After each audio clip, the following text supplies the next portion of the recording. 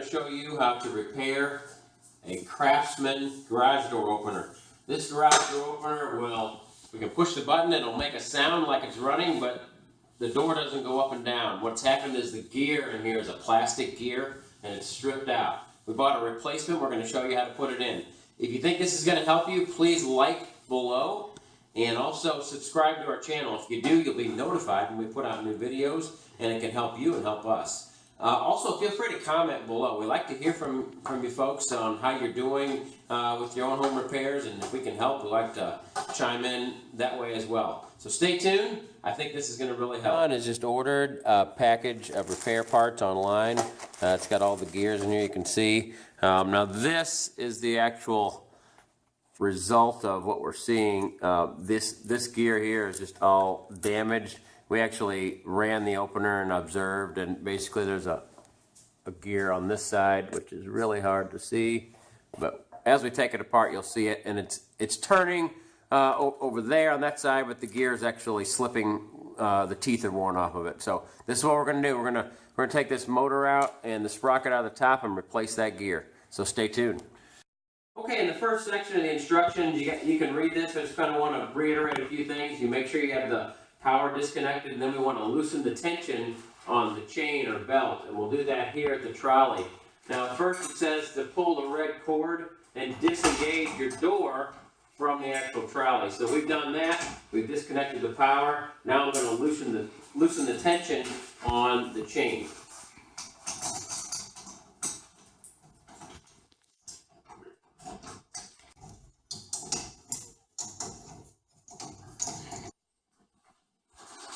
Okay, we've got the tension loosened on the chain, so we're going to disconnect it from the sprocket now. But they say to in the instructions, before we do that, to re-engage the trolley here.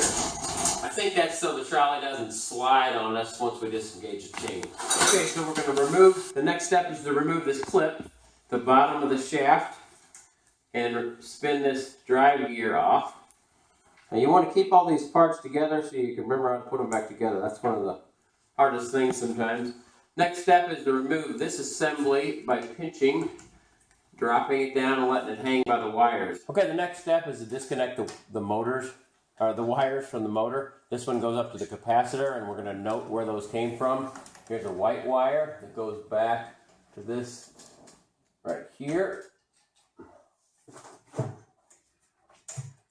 Then there's one more blue wire that goes to the capacitor. Now, the capacitor has blue, red, so that was kind of an easy one there. So just remember the white one goes back there. Really don't have to mark them. But all right, the next step is to loose the 4 bolts that are in the motor mount here and pull that out.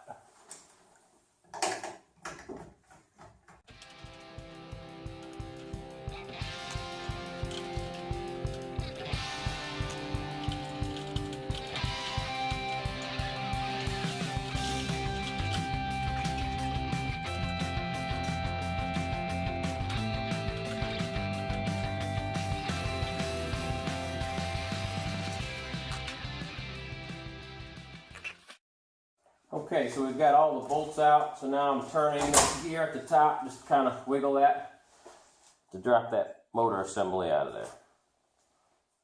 Okay, now on the instructions, there are a couple of different instructions. Hey Jake, can you hand me that back, please? Thanks. One of the instructions shows how to replace the worm drive gear, which is right here. And I think ours is in pretty good shape. I'll check it for sure. The other instructions show how to replace this big plastic gear right here, which that's our problem on our particular device. So we'll work through those instructions next, but it's kind of step by step, then you reassemble.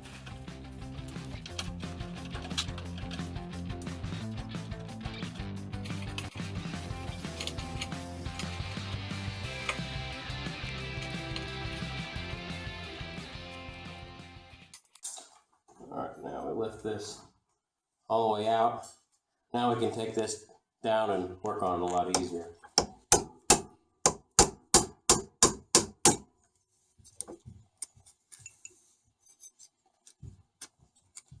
Actually, I don't think we need to take that one out. I just took the first pin out and I didn't show it on video, sorry guys, but basically these roll pins drive back and forth through that shaft. So you just need to knock it down with a punch until you knock it all the way through. And that's what I did with this first one. Then I just pull it out with the pliers out of the back side. That'll slide our gear, our drive gear right off of there. So now we're going to get our new gear and reassemble. And now we're just going to slide the new gear on.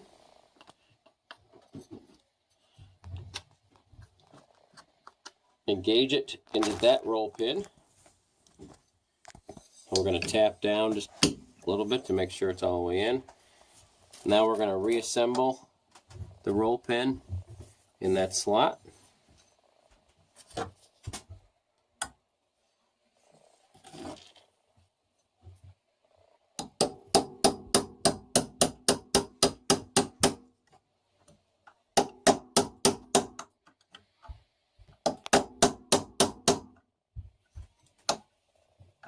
Got to get that one down a little more.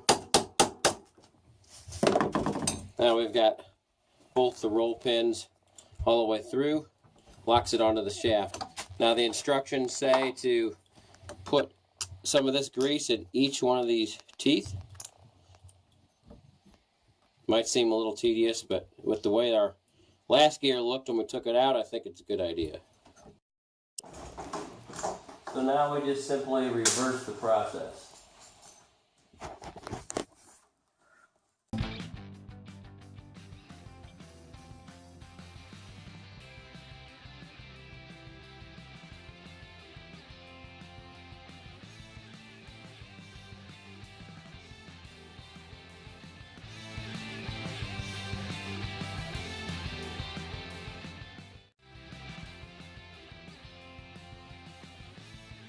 Now what you want to do is you want to get all the bolts started before you tighten one of these. So I've just got that most of the way in. Now I'm going to put the rest of them in to start. Then we can tighten them once everything's started. Alright, I'm going to go fetch that screw that I dropped, but you get the point. We're going to tighten this assembly back up. We'll connect all our wiring, button everything up, and we'll give it a try.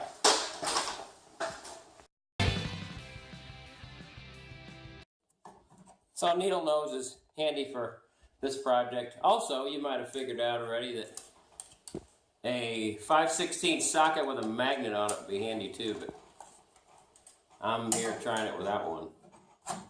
So hopefully you can do better than I did.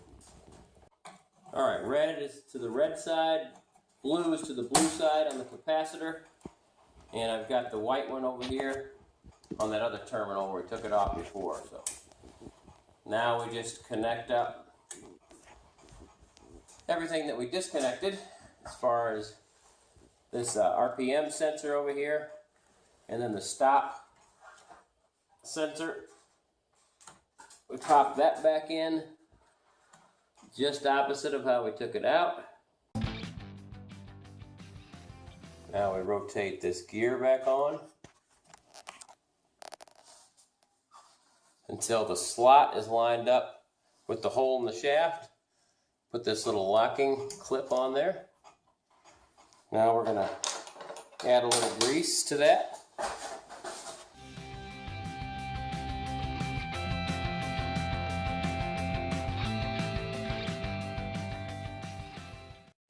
Alright, the next thing we have to do is put our chain back on the sprocket on the top. So we're going to grab the chain. Now you remember that we have that nut assembly on the trolley loose, so our chain's going to sag just a little bit. What we're going to do is we're going to put the extra slack in the chain on the side of the track that has our pulley down at the other end, so that when we draw that up, we'll be absorbing the extra slack. This is a little cover that goes on the top on the sprocket. We're going to stick that back on.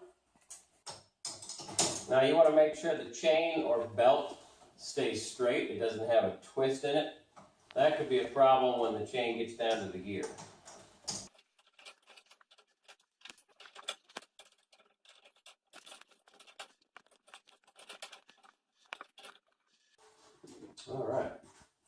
looks good. You want a little bit of sag to the chain, but not much.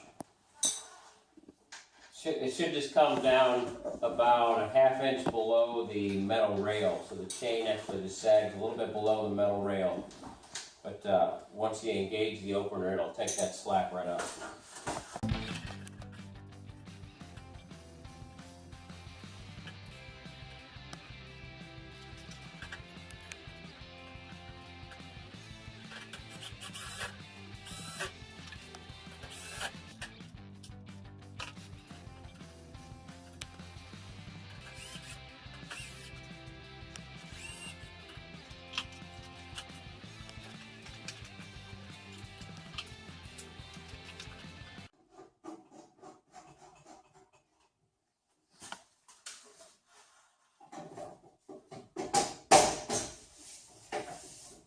All right, let's give it a try.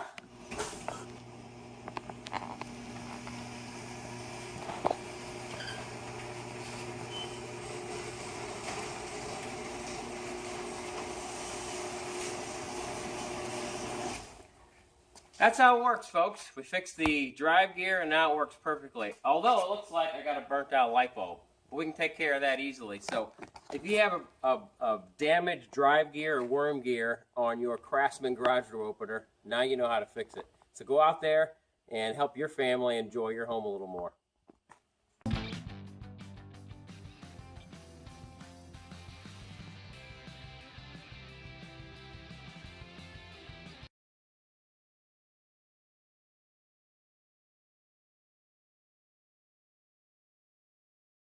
Okay, let's try it.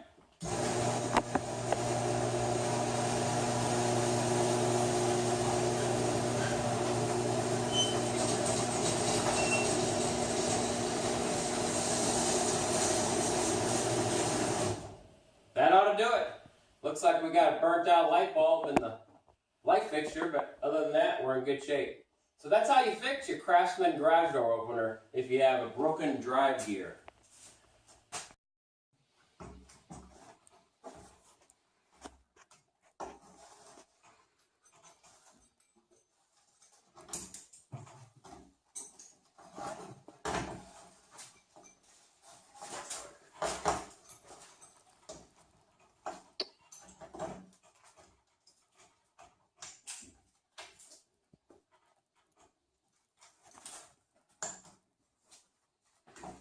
Okay, stop it.